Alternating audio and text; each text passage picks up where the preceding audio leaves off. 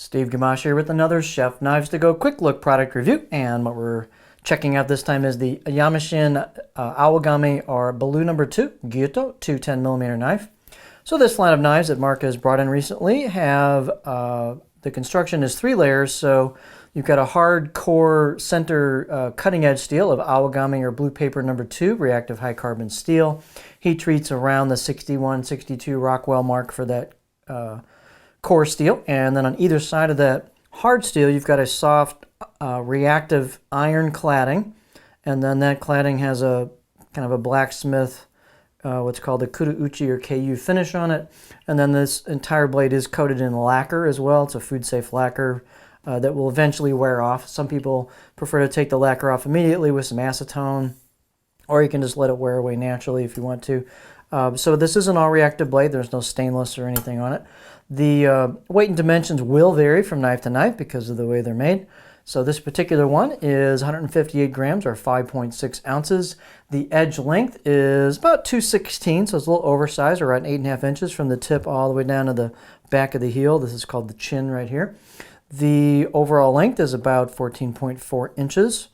Spine thicknesses in this type of knife will definitely vary, but this one's about 3¼ millimeters coming out of the handle above the back of the blade, above the chin.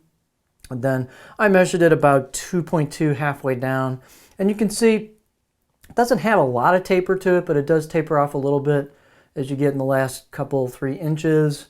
And then the tip's not super skinny. This is basically lighter color because they sanded that down to meet the tip to make a nice sharp point to it after sharpening it. But it gets fairly thin towards the very tip.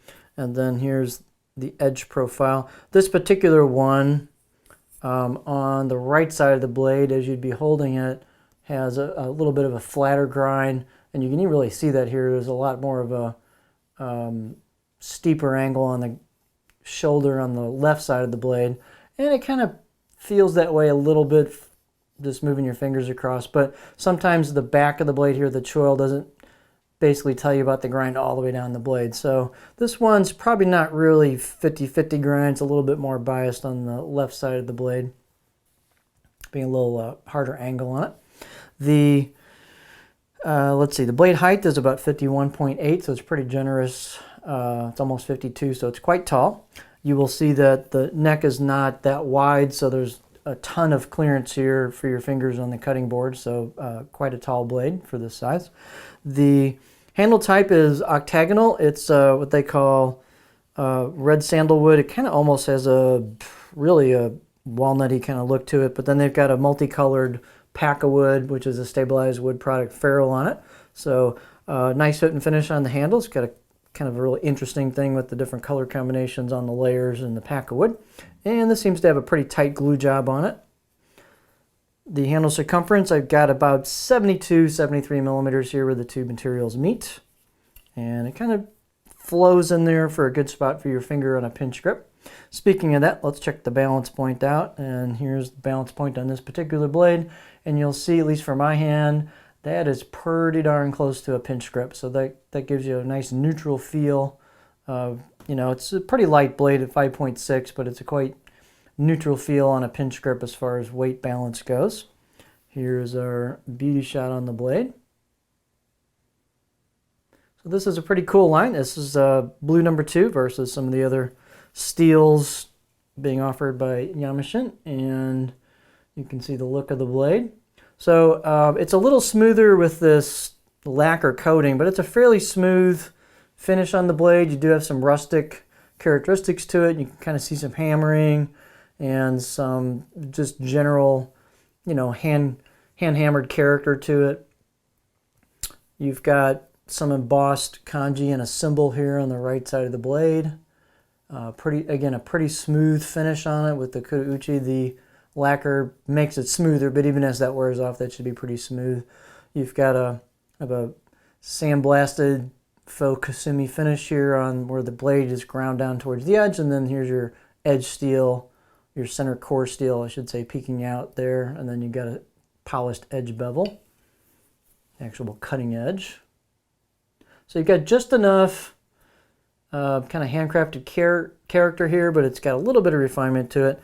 As far as like fit and finish, they've relieved a little bit of the corners, and they've relieved a little bit of the choil into the neck.